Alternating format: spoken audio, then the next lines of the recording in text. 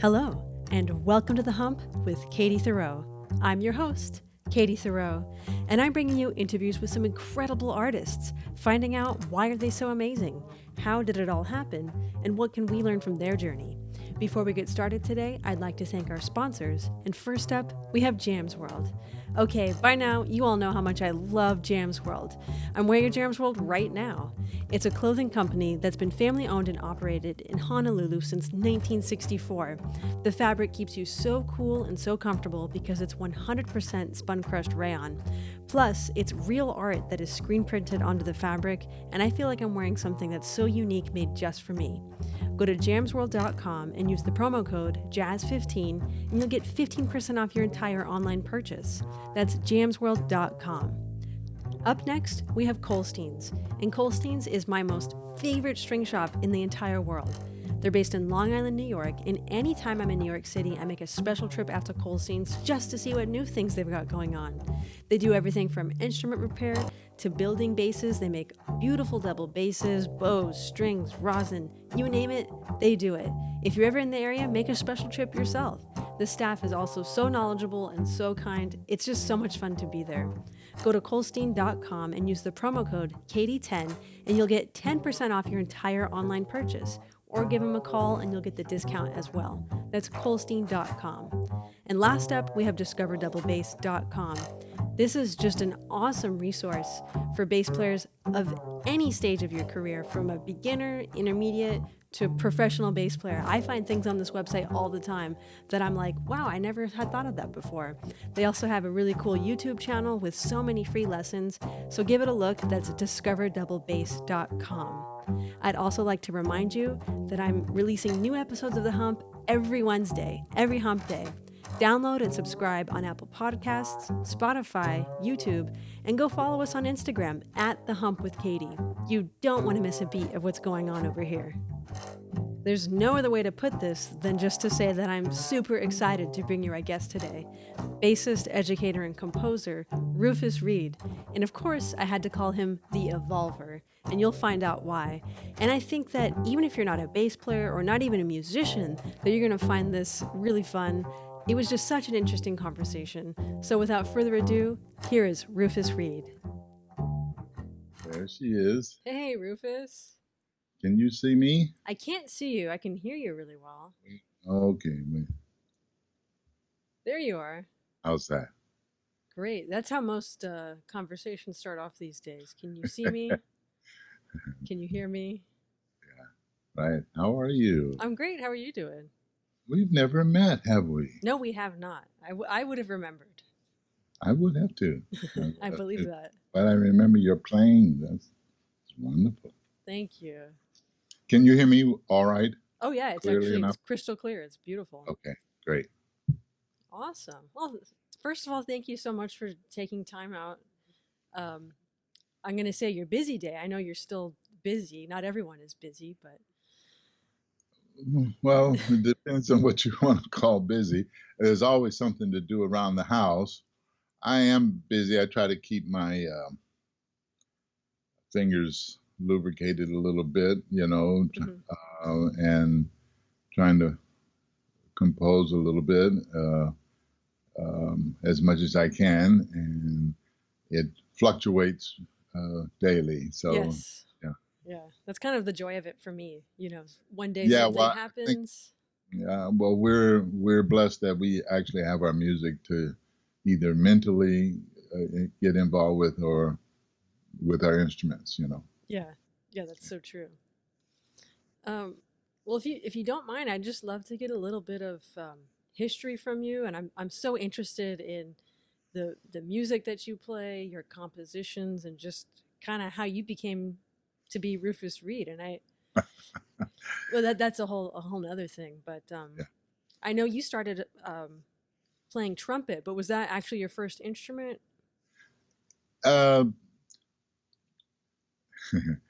Theoretically, the first instrument was the French horn because the trumpets were all taken, or a mellophone or something like that in junior high school.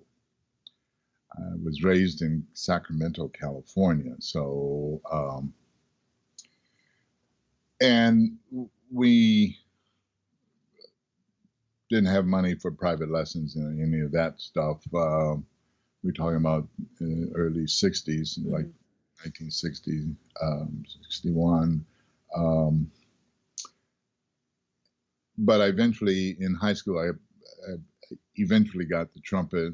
I wasn't a really good trumpet player, but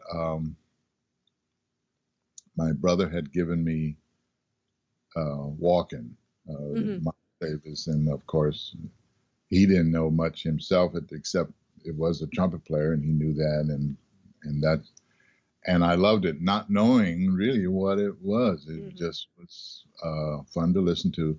Although I have to say, in high school, my band director, who through most of my life, except for maybe about 15 years ago, he passed. We kept in touch, but he and another teacher really, I didn't know it at the time, none of us did, that we were being taught some real stuff. And so that was the beginning. And then, of course, I was going to get drafted. That was a foregone conclusion. And I was 17. Yeah. So my mother had to sign for me, which was hard for her. But when she said, the trumpet versus a rifle, I think I would go with the trumpet. I've always had music in my life. Even with sports, I like sports, but you could never do both. And I did want to do both. And so to make a long story short, I auditioned for the Air Force Band and got in by the skin of my teeth because I could follow a conductor, I could read, I knew my scales, and etc. And then I got put in the band, and that was automatic for the Air Force at that time. If you passed the audition, you were automatically put in the band. Wow. Which wasn't that way for the Army. If you got drafted, if you knew somebody nice or somebody really thought well of you, you might have been able to get in a band. But that was the best thing. So I actually have nothing but fond memories of the military. You actually had to be pretty good to get in on trumpet to the Air Force Band. Well, it wasn't the Air Force Band, which is the Washington, D.C. band. That was the Airmen of Note, and then there was a NORAD band, but a field band. But I got in, and we had a band when I was in high school. So it was like accordion, saxophone, trumpet, drums, and bass. And every time we took a break, everybody went outside. I kind of just gravitated over to the bass just to pluck the string or something. And I think that was my infatuation initially. And so that was great. And then, so when I was in the Air Force, the first 2 years, I had plenty of time to teach myself. There was a lot of time. We met in the morning unofficially. And then from noon until I had this space to myself and a bass, which I didn't own. And I began to teach myself. There used to be a book, the Bob Haggard book, and showed me where E flat was in the picture. And so, because bass clef was a little rough at the time, So, yeah. So, I mean, that was the beginning. Well, that's so wonderful, too, that I think a lot of people have a great experience with. I'm just guessing you went to a public school, high school.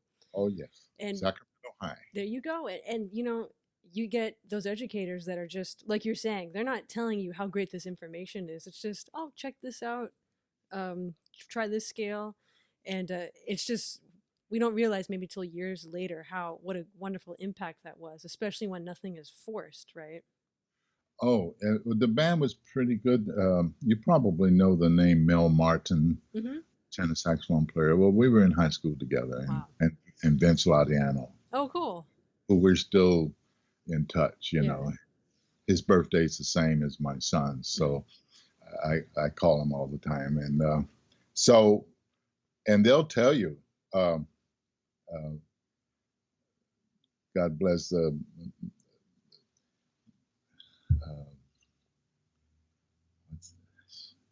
he was the star of Mel was the star of the band because he could really solo in high school, and but Vince was a trumpet player too. Oh, okay.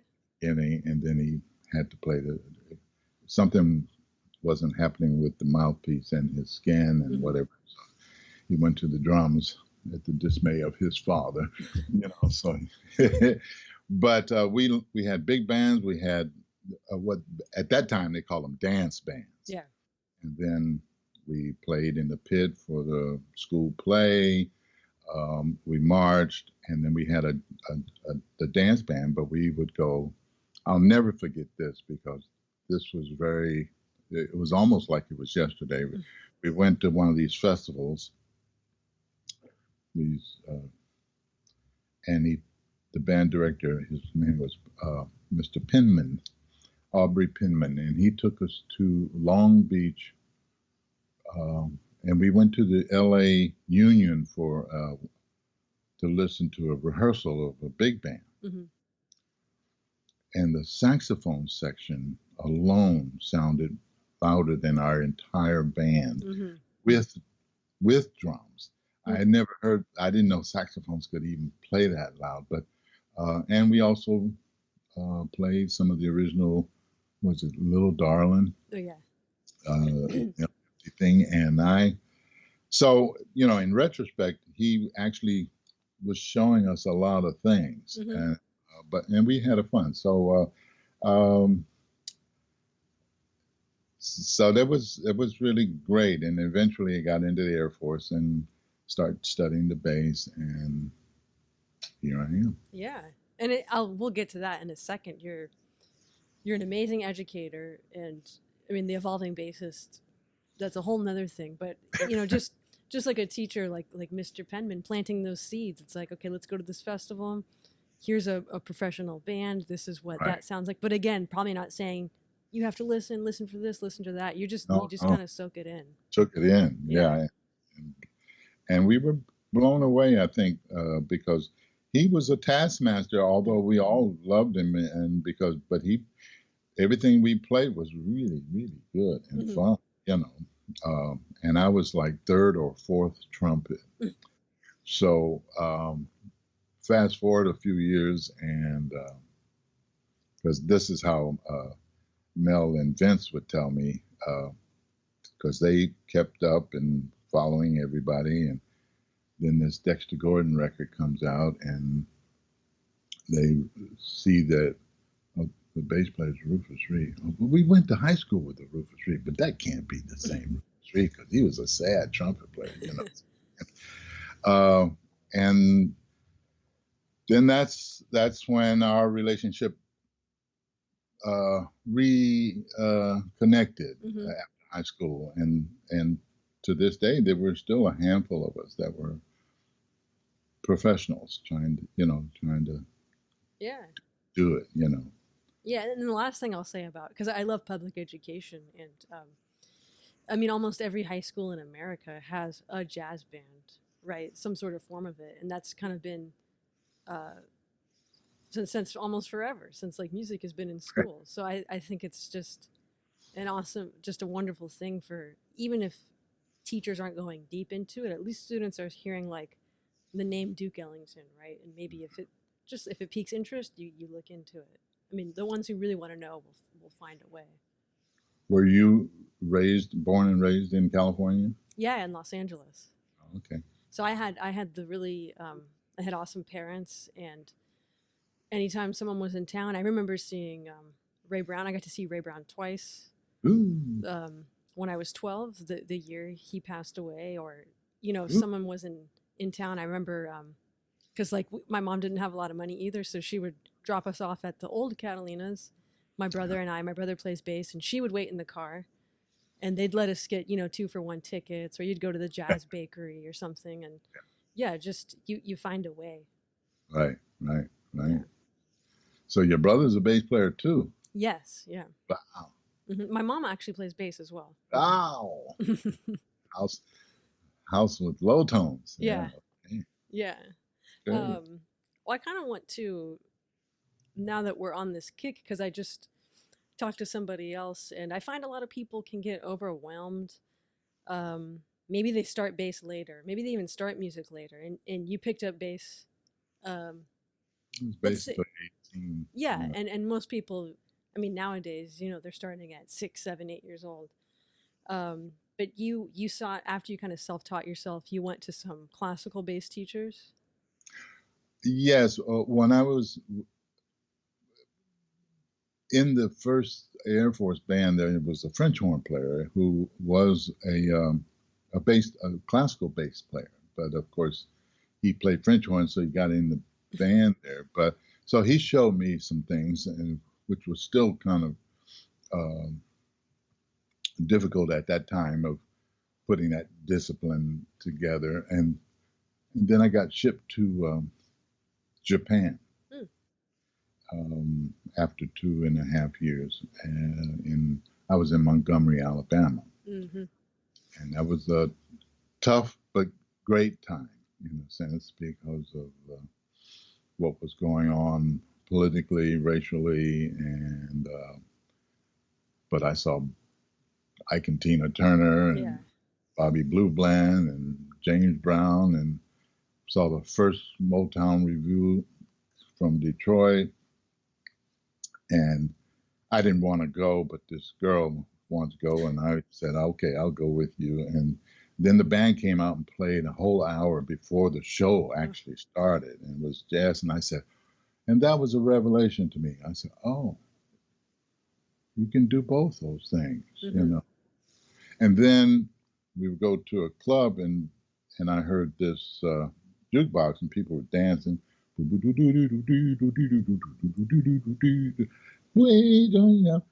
said, wow, listen to that bass line. So I go over to it, Horace Silver.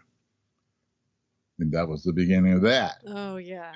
So when I went to Japan, when I saw Ray Brown, I had been listening to Ray, but when I saw him live, that was it. Really? Changed my life. Was that was in Japan? In Japan is when I saw him live. Oh, wow.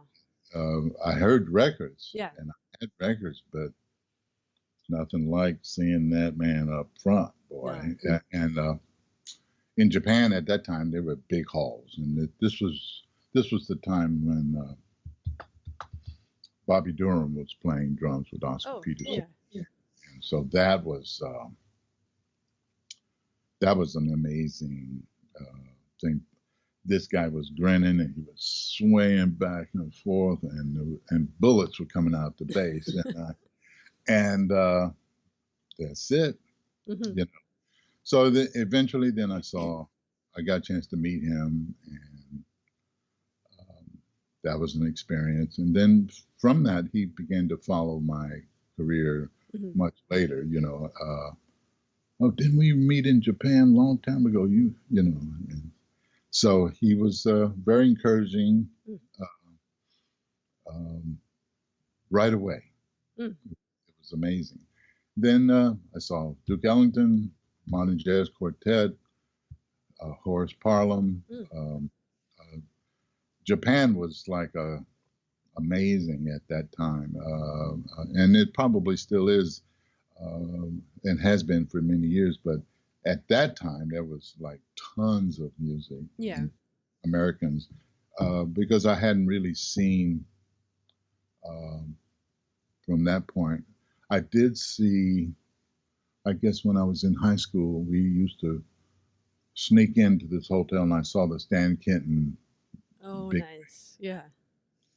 And Lenny Niehaus was playing, and Richie Kamuka, and I'm still playing trumpet, and so to hear those trumpet players like play all that stuff, I said, oh man. Yeah. And in high school, I saw Louis Armstrong. Wow. And that was kind of neat. So I've had little spurts of things that really just slapped me around and said, what are you waiting on? Yeah. So, but Ray, that time in Japan, and I came back and I said, that's it. Go back to school, Mm-hmm. get me a good teacher, and that's what happened. That was it. And when did you go from, okay, I'm in school being a teacher, and what were some of those moments you had, and maybe the people and musicians that you met that brought you, along the way? Like, I know you played with Dexter, Thad Jones, Mel Lewis, and Nancy Wilson. So how did you make that transition? Well, uh, my my initial thing was to get me a teacher when I decided this is what I'm going to do, Mm-hmm. and I needed to go back to college. Not because of my mother, but because I needed to do that too. Um, but now all the colleges had to have a notable bass teacher. Mm-hmm.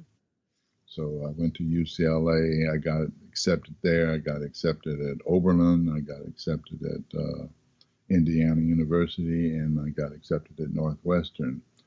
But I didn't want to stay in California. Mm-hmm. So I scratched that off. I don't know why, but because I was there. And then Indiana University, I figured out where that was, and it was in a cornfield somewhere. Yeah. So I said, no, I needed some money. Yeah. I needed to be able to work. Yeah. And Chicago was it. And then Warren Benfield was the Chicago Symphony and the whole bit. And Joe Guastafeste, who was the principal of the symphony there. And so I had both of them. Mm. Warren was teaching at Northwestern. He was the bass teacher there. And I got in the Civic Orchestra, which is like the training orchestra for the Chicago Symphony, Mm-hmm. essentially, or for any major symphony. And so Joe Guastafeste was the bass coach for that. Mm-hmm. So between the two of these guys, I was in pretty good hands, in terms of this is how to play the bass. Neither one of them can teach me how to play jazz. Yeah. And didn't want to or didn't know how to in the first place. And I didn't want them to. Yeah. I just needed them to teach me how to actually get around this instrument and make a sound that's acceptable. Yeah. So I went to Northwestern, but then I started working in Chicago, and then I began to be the house bass player for Joe Siegel and the Mm-hmm. Jazz Showcase, and that every week was a new person. Mm-hmm.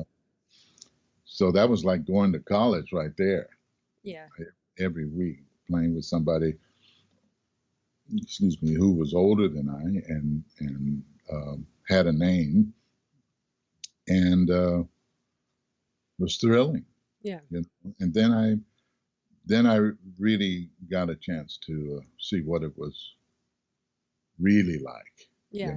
Actually play hard, Mm-hmm. sweat, and the whole 9 yards. And that education from Illinois Jack Ed to Kenny Dorham to Kenny Burrell,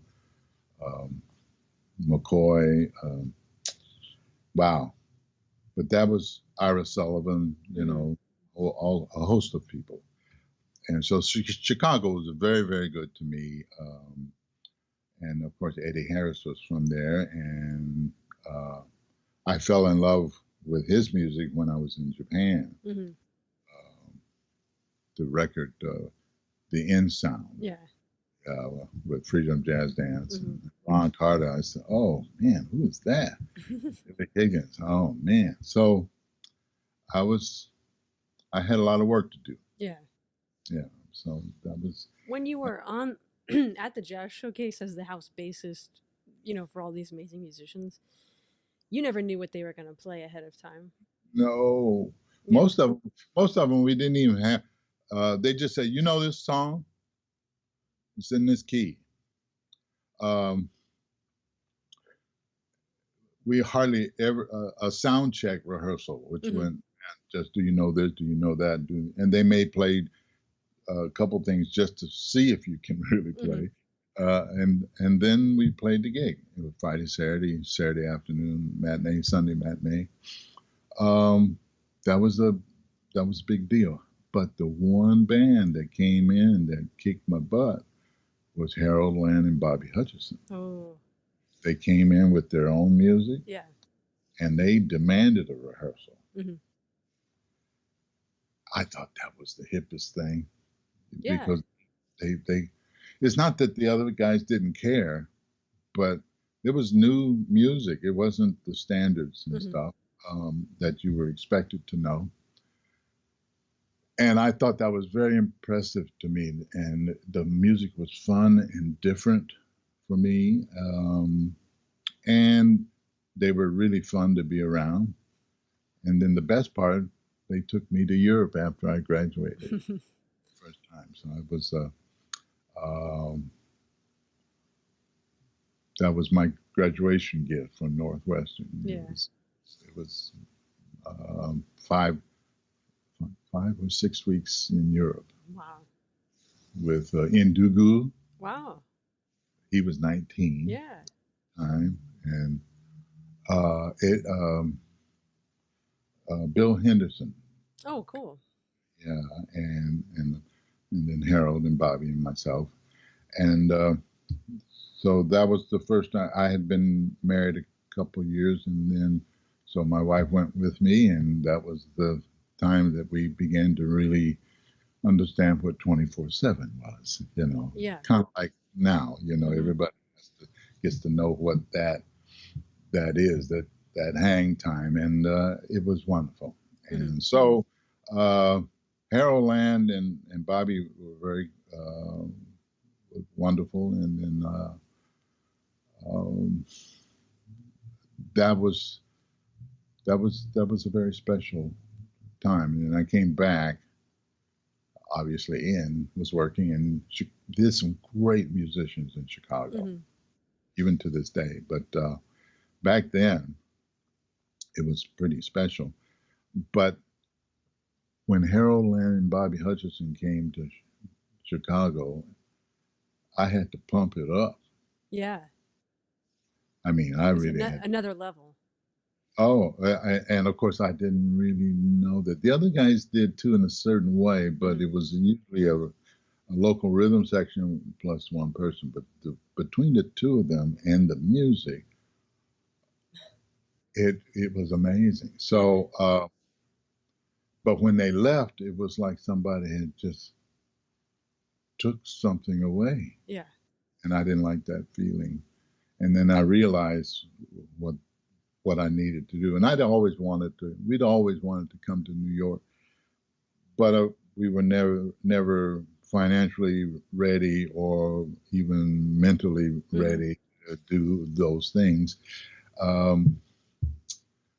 But when eventually we made that move, and Thad Jones and Mel Lewis, actually Lee Konitz was my first record date in New York. Lee used to come to Chicago, and I used to play with him with just bass and drums and saxophone.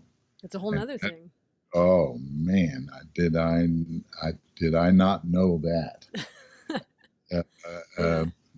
But it was fun, and you still had to hit it. But you had all this space. Yeah. And then coming here, Lee gave me my first commercial recording, Figure in Spirit, I think it's called, Albert Daly and Joe Chambers. It was great. Just to backtrack a second, I'm such a fan of Thad Jones, Mel Lewis. And what was it like, not just playing in that band, but also, like, because around what year would that have been? Well, I moved here in '76. I joined the band in actually around late '77, '78. Okay. And I was with Thad and Mel for the last 2 years that Thad was with the band. Yeah. And I felt very, very fortunate to have had the both of them. And I played afterwards, after Thad went to Europe. But they came to, well, I met Thad doing a workshop in Wichita, Kansas, maybe about 3 years prior to that.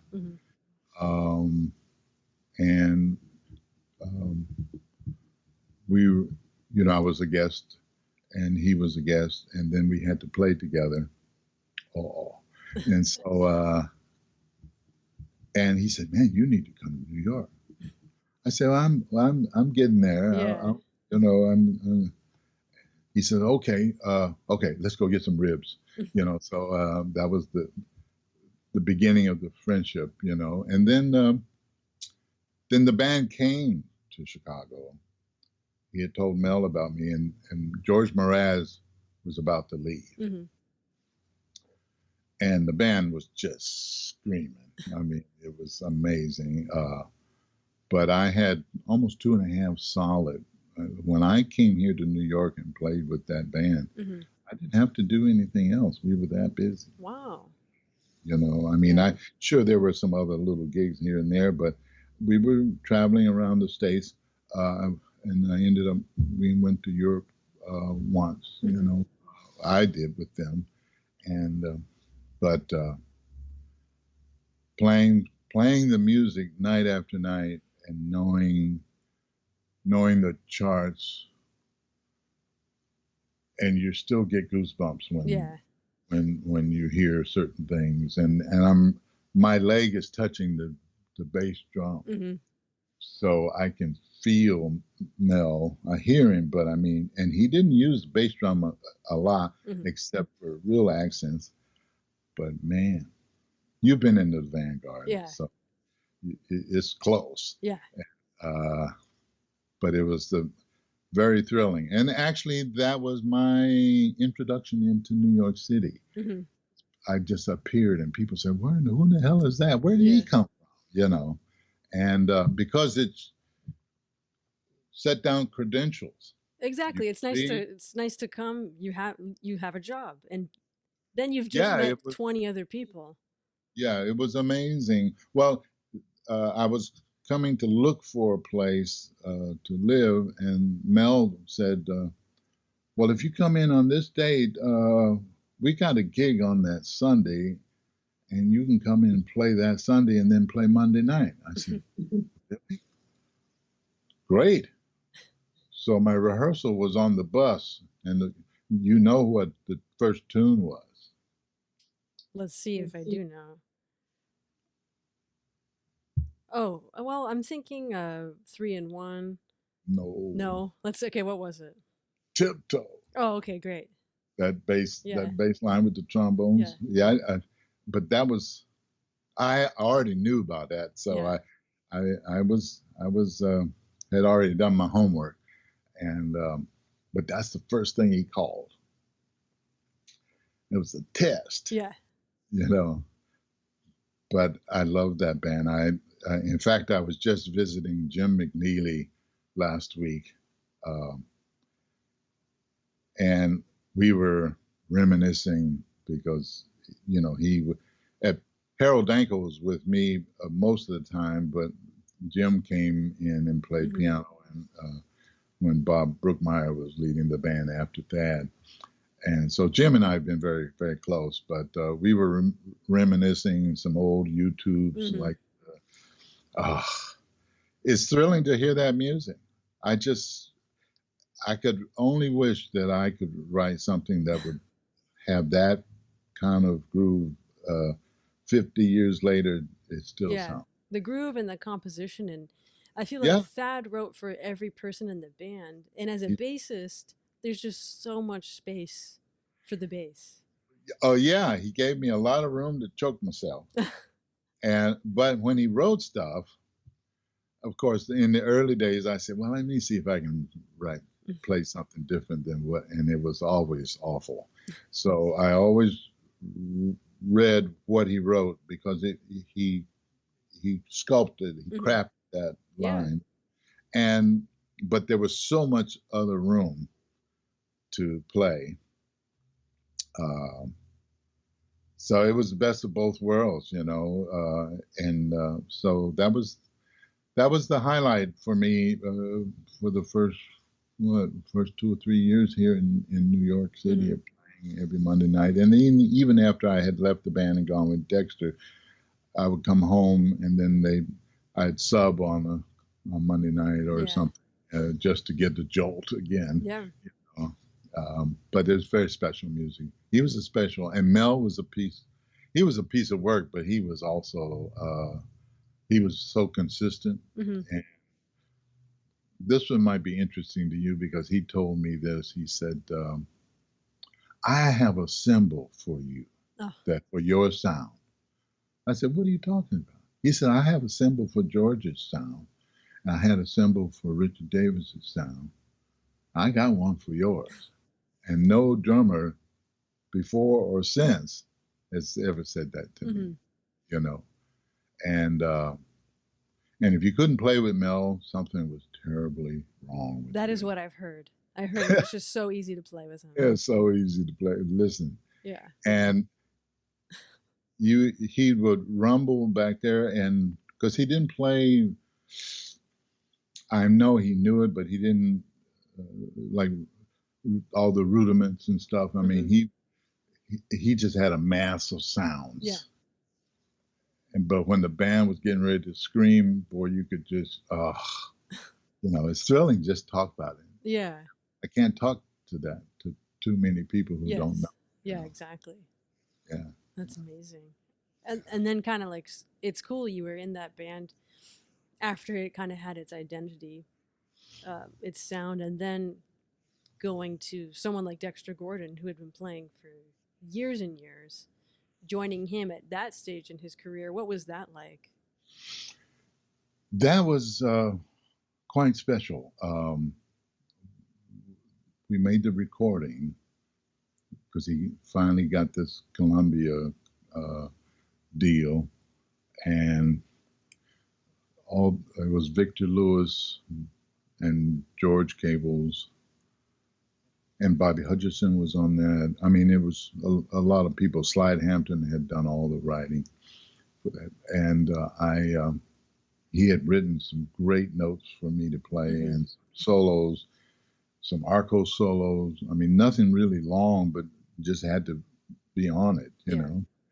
And playing with Dexter, particularly when we were traveling, he put so much air in the horn. He really wanted the band to just be strong and powerful. He wanted, as Eddie Gladden, I've never played with a drummer since that. I've played with some great drummers, Jack DeJohnette and everything, but Eddie was like, how you doing, Eddie? Oh, man, I'm so tired. I don't know, man. I don't know. Bam! It was like an explosion. Yeah. You know? But there was the chemistry between he and I and George, and then put Dexter on top of that. It was over 4 years of that, you know, and we were traveling 8 months out of the year. Wow. It was a lot. Not at one time, but it was good standing. We'd be home, stand, we'd be back in it. But I tell you, it was magnificent. Dexter was, I don't know how to say it. People ask me all the time about him playing, how laid back he was. Yeah. And of course, they all seem to think that it was just because he drank a lot. But that wasn't. I was with him when he didn't drink for a month. Yeah. Trying to get straight, you know, and he still played that way. He heard, but we had to really be, and if we went with him, you wouldn't feel that. Yeah. And he wanted us to just be there, and it was more evident when we played ballads. Yeah. Because the metronome just didn't exist. Mm-hmm. Because it could be as like 1, Yeah. 3, then we go, and it would stay that way. But it would, sometimes we would just breathe with the melody. So nobody fought, nobody, because you can't do that. But we didn't, it wasn't about that. Yeah. And we never rehearsed. Mm-hmm. George Cables was great because he was an orchestrator, just the way he plays the piano. And so we would play things and he would do things, and then it felt good. And he said, oh, so we kept it in. Yeah. I mean, we did rehearse for a new recording or something like that. But what most people heard, we heard it for the first time, too. Yeah. It's so nice, too, when you play more based on feeling as opposed to, okay, we all got to follow 1, 2, we all have to follow this. Because like you said, the music breathes, and sometimes a measure feels this long and sometimes it feels that long. Right. It's the same amount of time. And if it's together, yeah, exactly. If it feels good. Yeah. Yeah. Oh, so with him, awesome. It was great. And the reason I left the band was that it was time, because it was hard for Dexter to really stay on the schedule that we had. Mm-hmm. I mean, we were beginning to break into the college circuit where the money was getting better, and et cetera, and he had to really know, Dexter, you can't do that in here this time. Hold back. Wait till we get back to the hotel or whatever, And but it's kind of an odd thing to say in a way, because he liked cocaine and smoked and everything. And I almost wish he'd done that instead of the alcohol, because he might still be alive. I don't know. But that was, I still reaping the benefits of being in that quartet to this day, And everything that I do, I relate because we had a serious hump, Yeah. When it was on, it was really, and of course, time goes away. I don't, Yeah. We never played less than an hour and a half. Yeah. Ever. And it was closer to 2 for one set, And awesome. Yeah. And Dexter was a very intelligent guy, very well read.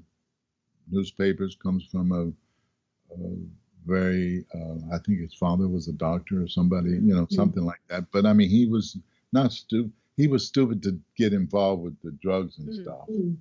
But he was not he was a very intelligent man in terms of just being who he was. And the alcohol just kind of took over, And that's, I got upset a couple times toward the end, and he didn't even remember. So, I mean, that's kind of what happens, but be that as may, the music that we made, the recordings that I made with him, I'm very happy and proud that I was able to do that. Yeah. In terms of playing music too with him, did he ever say anything to you or to the whole trio, like play this way, or I like that? No. Yeah. No. I guess I can't say he never did, but I don't think he ever did tell us how to play. Because George might say, he said, "Oh, like that, do that." But he wasn't telling us for me to never play with the bow, or don't walk now, don't play in two now, or you didn't ever do any of that stuff. Yeah. And it was unadulterated swing. Yeah. And even the ballad swung, you know, Mhm. it had just flowed. That was to me, it was really the center of everything that I had, culmination of everything I had learned up to that point, and then through it, and then even now that's how I think. And so if I don't sweat when I play, I didn't do nothing. I got Rufus by the time a couple minutes into playing, I'm drenched. I'm starting to sweat from places I didn't know existed. Yeah, well, that's that happened with me with Eddie Harris, and I would have to have a second shirt. And then when I left the band, I was having some issues. We don't need to go through it now, but my wife told me, she says, I know what's wrong. I said, what are you talking about? You don't sweat anymore. You can wear that same shirt all week. Yeah. You know, time to leave. You know, time to do something else. And then when I finally got up the nerve to tell Eddie that was my first job, and then I'm going to tell him I want to leave. Yeah. And then he says, well, what took you so long? He knew. Yeah. You know, he knows. People know. If you spend time with people, there's a body language. There's a whole. He wanted me to play a lot more electric bass than I did toward the end, but I enjoyed doing both, and the music went all kinds of places. He taught me not to be afraid of music. Yeah. And he could play bebop and play as fast as the wind, and he could be funky, play a ballad, be beautiful. And then he says, well, let's play out. And I don't want to hear a triad nowhere. You know, so I mean, if you're gonna go there, go there. And we did that every night. Every night. Wow. So so he's probably he is probably the most influential person in my career, you know, in terms of, especially in the early stages of we're going to do this, I'll pay you this on Friday, and every Friday I didn't have to search. Yeah. He was there, and then he paid me with a check that didn't have his name on it. Business, that was the band business. I said, wow. Then he's the one that told me to write my book. Because I was bitching that I sold 25 books of Ray Brown's to these kids. Yeah. But they couldn't have played his. I was still having difficulty playing Ray's book. But so Eddie just says, well, write your own book. Wow. I said, what are you talking about? He said, well, you've been to college. You're out here recording with me on Atlantic Records. You're intelligent. I said, yeah. And he said, write your damn book. Yeah. You know, and that's kind of how that began. But probably the most important thing was you have to do two things. You must own it, and you must finish it. Because he said most people don't finish nothing. Yeah. But own it. And of course, at that time, we're talking about 1972. I didn't know how profound that was. Yeah. But I own it to this day. That was our first child, so to speak. Yeah. But Eddie was the one. It's funny that people don't, people who don't know jazz musicians or know jazz music, or musicians in general, don't think of them as business savvy. But listen, the best ones are. He was really understood what it was to be a professional musician. You had to play. That was assumed. Yeah, exactly. And then you have your you be on time. You answer your phone calls and you blah, blah, blah, blah, blah, blah. And he did all that. Mm-hmm. His integrity was amazing. He put our names on we made up some tunes. The Rufus, make up a bass line. And Ron, you put some chords to that. And Billy, you put a beat to that.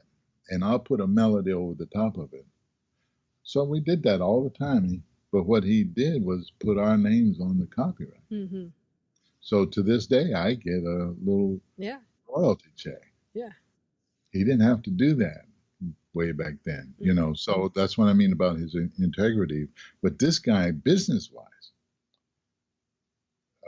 he understood the business, all of it, which, as you know, is funky, and playing music is beautiful. Yeah. But the whole, I mean, and the stuff that we're into now with all the intellectual properties and all those kinds of things. But he was on top of it, and he taught us those things, you know. And I'm thankful to him that it was my first boss that really was righteous and really taught us things that are lasting to this day, you know. Yeah.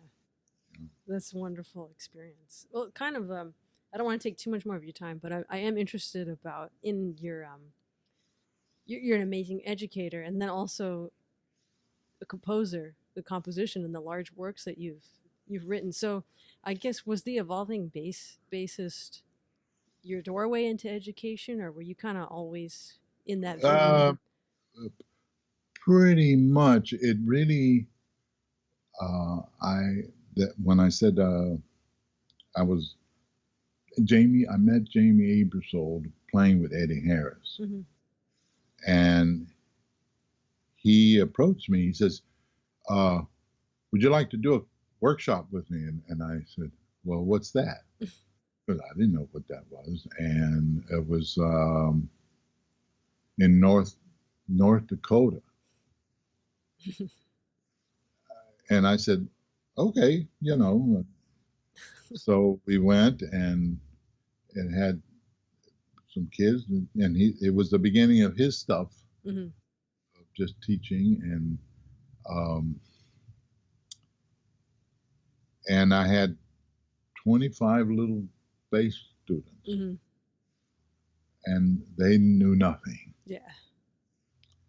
And so I began to just write little things on the blackboard, and then I told them about Ray Brown's book and Bob Haggard's book and some other things, but they don't know any. They didn't really know. So that's how so when I came back, I mean, that was the beginning of it, but that's how when I came back and was with Eddie, and we're driving in the car, and I'm saying, man, Ray Brown doesn't even know. I just sold him 25 of his books. And he said, well, write your own book. And that was the beginning of that. But yes, that was the beginning of that educational thing. But I actually had some conflict the first 3 or 4 years, maybe 5 years, because I learned by playing this. Yeah. I knew my big letters. I didn't know what that little zero and slashes and those little sharps. They call them hashtags now. I didn't know any of that stuff. I mean, not knowing it. I mean, I kind of, but my ears kept me out of trouble. And for a long time, I got myself into situations probably I shouldn't have been in. If anybody really asked. Yeah.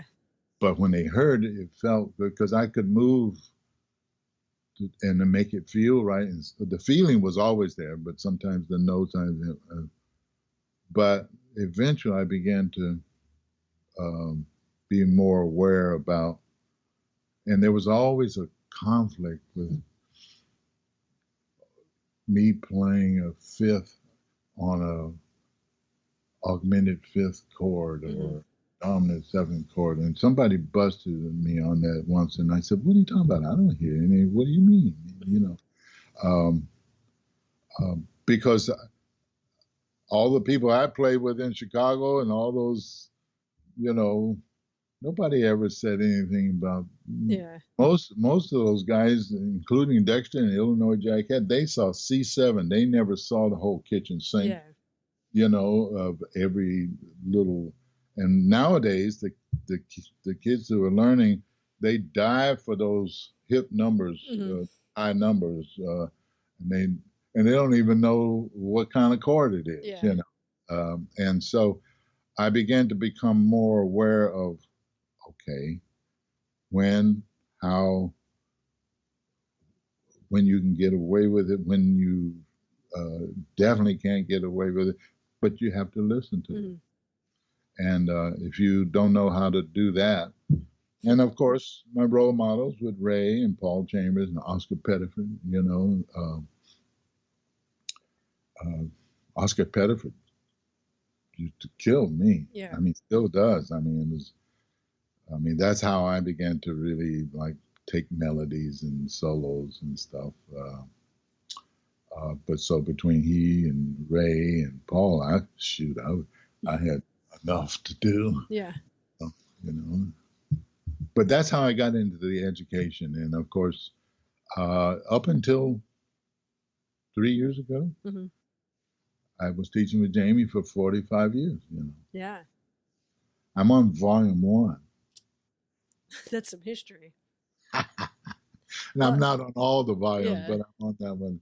And I remember seeing a master class at IAJE in New York, maybe 2003, and I was there with my school, and you said something I'll never forget. And of course you had the bass, and you said so many bass players play the bass in an L shape. They just go across and then up the G string, and they don't play those notes in between. And I never forgot that because I knew exactly what you were talking about. And so I made sure, I was like maybe 13 or 14. Okay, I need to know where that F on the D string is. Where is it on the A string? Where is it on the E string? Right. You know, so that I loved that because it's. Yes. We have so many notes we can play and different colors we can get.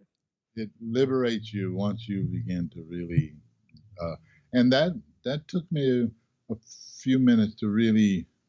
I guess I was kind of doing it, but I didn't know what I was doing. And then there was a lot of players who were in a rut with their bass lines, and they were playing in these boxes, and they weren't actually playing the sound, and they were playing things that were convenient. And so. And then when I began to see, you know, the other players like the way Eddie Gomez would play the instrument or play with, I said, how do you do that?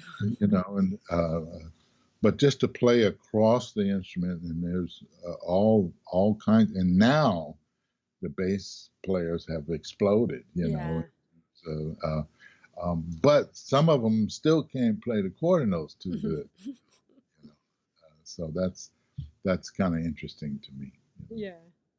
And you also, didn't you create the jazz program at William Patterson as well? I was at the beginning of that. Marty Criven, who was the coordinator at that time, had envisioned, Thad was artist in residence. And I live in Teaneck, New Jersey, and that's where we moved, and that's where Thad lived. That's where Cannonball Adderley lives. Nat Adderley and Roland Hanna and J.J. Johnson and Milt Jackson. And I said, wow. Sam Jones used to live here too. And so Marty he says, I would like to develop a program. Well, I got involved because Thad had left to go to Denmark. But didn't tell them. And Harold Dankel and I and Mel and Dad would go out to the school and do a master class maybe once a semester. and Marty Criven was observing everything, but he was observing me. And so when Thad decided to leave, he didn't tell anybody, and then it was already October at school, and so Marty calls me. He says, "Have you seen Thad?" I said, "Well, no. What do you mean?" And I need you to come out here to. I said, "Well, listen, I didn't come to New York to teach." I was really adamant about that. So he said, "Okay, but would you? I liked what I heard. Come out and just check out." And I said, "Well, okay." So it was a very small program, and the rest of the faculty was pretty much all classical or education based, and I already knew that there was sometimes could be some conflicts between the classical head and the jazz head or whatever. And I told him, I said, well, "Listen, if I get any funny vibe coming from the other faculty, I'm out of here. I really don't want to do that." But I had a couple of allies who were really good, and I thought I was only going to be there maybe a couple of years. I was there 20 years. Yeah. And we developed a program. He just gave me my head. Let's do this. He just wanted a direct conduit right to New York City. Yeah. So the players that graduated from here, they could make some noise on their own steam. Yeah. And which is what everyone has to do, no matter whether it's New York City or not. But so that was the beginning of the program. And yes, now James Williams took my place, bless his heart, and he died after 5 years. And then there were 2 years where it was kind of swimming a little bit. And then Mulgrew Miller came, which was wonderful. And then he got sick and got away. And then another year or so, and now Bill Charlap is there, and who's doing a wonderful job. And I think he really enjoys it as well. But what I wanted was people to really understand the passion of the music and what you must have. And if you really want to come in and not work on what you're doing, and they found out it wasn't really that easy to really do it correctly or with a good spirit. Some people came in and wanted very talented, but I didn't know I had to work that hard. No, I said, well, listen, and he was a trumpet player, and I said, well, you really don't play the horn that well. I said, when you go to New York, you're dealing with all the people who have died, plus all the serious trumpet players, including Wynton Marsalis. I mean, you name it. It was a list of folks. And I said, if you can play the horn, people will respect you. They don't even have to like you. Exactly. But they said, man, they can play the horn. Hey, if you can't do that out of school. So you don't get me started about some of the educational things. I know. You can't teach that passion. That has to. No. It's kind of the love has to be there, and the desire to just pick up the instrument because you have to. Yeah, and it's almost more fun to see somebody or work with somebody who has that intense passion, and the musicianship, is very basic, and then that passion starts to carry them. And then they explode, and it's amazing. But I mean, my career has been like this with education and professionally, and I'm happy for that because I've got the best of both worlds, so to speak, and the college at that time it was called a college and university, but they were very happy about the jazz program, and they were happy that I was traveling and doing, because I was getting the name of William Patterson all over the world. Exactly. You know, and so now it helped set a certain precedence of people who've got seasoned credentials. And they may not be in education, but they've recorded forever, they've written books, and they've done this or whatever. And it's all accounted for, you know, which is really wonderful. Yeah. You know. Well, Rufus, I don't want to keep you on for too much longer, but the last thing I want to ask you about is the composition. I mean, it's one thing to write a song, a melody for bass or for trio or something, but you're doing large scale works, symphonies, and so where did that come from? What was that spark? I don't know. I mean, I have been blessed, and it sounds like you've been really delving into some of the things I've been doing, but I've had the good fortune to play with Benny Golson and with Brooke Meyer and Thad, of course, and Jimmy Heath and Slide, all these great composers. And I've always been intrigued. How do they come up with these great things? And then, of course, to do something larger, I've always, I don't know, Benny Golson had written this concerto for me. I performed it twice.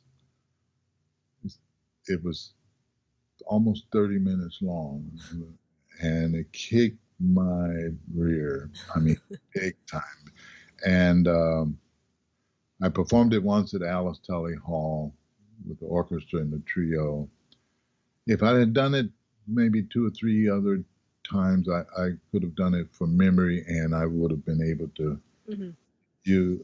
My dress rehearsal was stronger than the concert. You know, it was okay, but you know, I just and because you know the song that he wrote, I Remember Clifford. Yeah. His adagio movement of this 3-movement thing was just make you cry. The string players would, I mean, just so lush. And so that was an inspiration of, okay. And then, of course, the big band stuff. What really was the catalyst was the BMI Composers Workshop for me. The big band stuff, but not arranging. Yeah. You start with a little cell of an idea, and they wanted to watch it grow. And it took me a year to write the first thing. Because they said, well, write what you want to write. Well, what do you mean? What do I write? You know, because we do things for dances, circus, television, movies, blah, blah, blah, blah, blah, weddings, etc. He said, but none of those. Just do what you want. I was completely baffled, and not ever having studied formally composition, but I would buy books and I would ask questions. And David Baker was very close to me, and I would ask him a lot of questions, and I would just try some things. And then I applied for the Guggenheim, and I got that. But I wanted to learn how to write for that huge animal called the Symphony Orchestra. Yeah. And that's how I got to spend time to really understand how to get out of a song. Don't write a song. Yeah. Longer than 32 bars. And then, but the BMI Composers Workshop really kind of threw me out of my comfort zone, because Jim McNeely says, well, you know, we talk about AABA, but why couldn't you do A, B, C, D, E, F, G, H, I? Who says you can't do that? Yeah. And I'm saying, you can do that, you know. And then I started listening to the stuff that I was listening to in college, but you weren't really hearing it. Um, the Bartoks and the Ravels and the Debussy's, and now I listen to all that. I sit down. I can't do anything when I'm listening. Yeah. I can't do anything else, except maybe if I have a score, I can follow the score. But so I'm really sucked in, and that kind of got me going.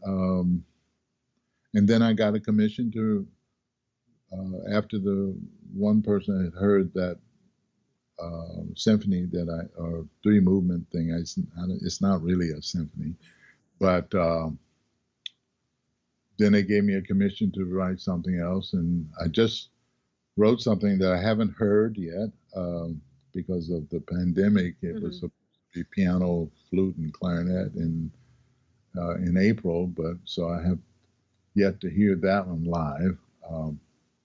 And that kind of kicked my butt a little bit because there's no bass, and then there was just piano and flute and clarinet. I guess I can do stuff, but I don't like to just write a lot of notes just because you can, you know. But just learning how to just put it on the canvas, you know. So there are techniques. Do you know the name Muhal Richard Abrams? No. Look him up. He's actually the founder of the AACM, American Association of Creative Musicians out of Chicago, the art ensemble. That organization. But he was one of the founders. He and I used to play with Eddie Harris, piano in Chicago. He could play all the ballads and all the bebop stuff and everything, but when he wrote his own music, it went way over there. So, you know, he was hearing, and I would think he was like maybe just improvising and not. He said, "You want to hear it again?" And he would do the same thing. So he was hearing those kinds of things, and he was very encouraging to get a notebook and write down, you know, just little smattering, just like artists do. They little sketchbook. I didn't know you did that. I didn't know. And so now I have things. And then with the big band stuff that I've been writing, there were, especially with the BMI, kind of some episodic stuff, you know. But it's been thrilling to me. It's still, I guess it's really the process that I love. Of writing. I've written a solo bass thing for the ISB. There's a bass viola thing that I haven't heard yet.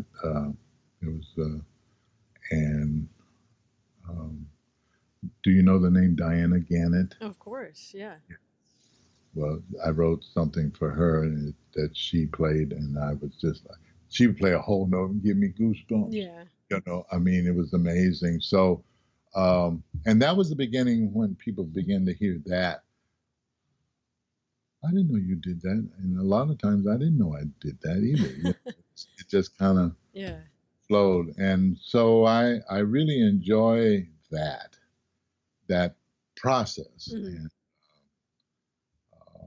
I'm in the middle of, I'm just beginning to put some things together for alto saxophone player, classical player, but he wants piano and bass, but not necessarily a jazz. But if they can improvise, fine. But if they don't, I have to, you know, craft it and such.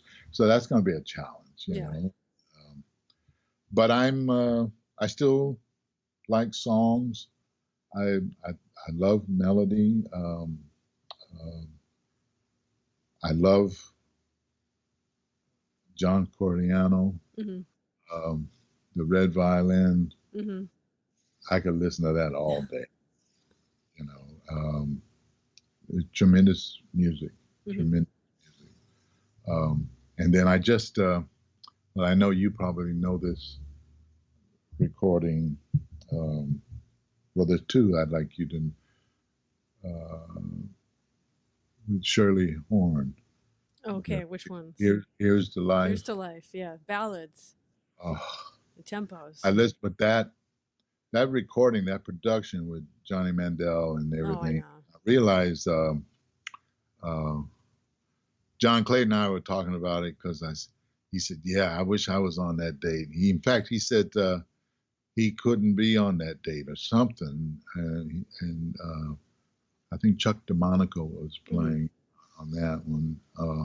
But we listened to that all the time, just lush, um, beautiful, uh, beautiful stuff. And I was with Nancy Wilson, and she loved just the voice and bass. Yeah. Too. So I've been very blessed. Yeah. Well, we're so lucky to have you and all your music. Yeah, well, it's and I'm trying to keep it up, and as we get older, it's it especially if you're not working, it's harder to, and that's what all of us now, young and old, have to deal with during this period. But we'll be coming out of it soon, and you got to be ready, How old was Ray when he passed? Was he 75? He was 75. Yeah. So I got him a couple years, well, my next birthday I'll be 77 in February. So. Oh, there you go. Oh, when's your birthday? February 10th. Oh, I'm the 3rd. Oh, okay. Great. Yeah. Okay. All right. What got you into these interviews? Well, yeah. In short, I've been lucky the last 3 years to travel. Playing music with my trio, States and a lot in Europe, and I wanted to do this on the road. Like if I was in Germany, interview the principal bassist of that, Philharmonic there or something. But obviously, we can't travel right now, so I thought, okay, I'm going to be in my living room and reach out to other bass players because we all have a story. We all have come from different backgrounds and came to the bass differently, but we all play the bass, right? And I think that it's really helpful. Some people, I talk to people and they're like, they want to play the bass or they want to get into the music and they just think, I don't have any time. I can't do it. I'll never be able to do it. And just like talking to you, like you taught yourself how to play bass. Other people helped you along the way. You're helping people. So it was kind of like my way of giving people some hope. Yeah, well, I always say, don't even think about it if you want to do it. And there's a guy who got his whole life, and he's retired from his day gig or whatever. And I said, well, now's the time. Go for it, and just be patient. You have to teach the body to some things that it hasn't been doing, but there's a lot of information out here, like your tutorials and I mean, there's tons out now to teach someone, to help someone from the beginning to being a virtuoso. You know, it's pretty amazing.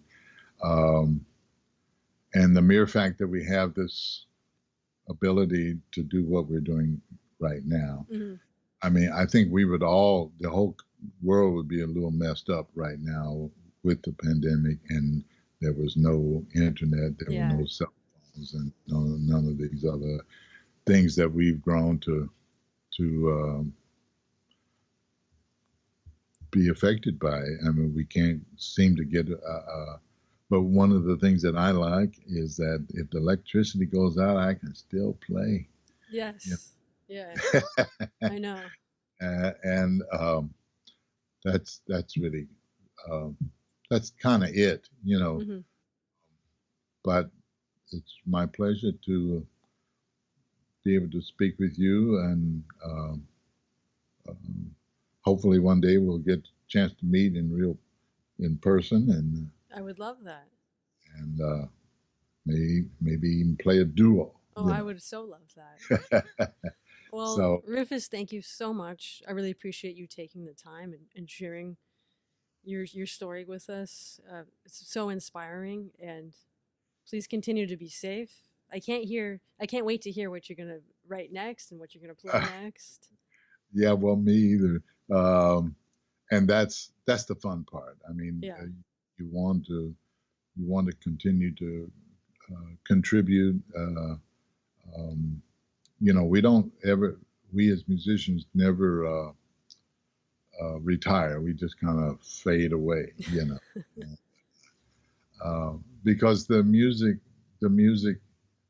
what's really great for me, when getting back to the writing thing, when I was told about, Ravel and then when I heard the string quartet, Mm-hmm.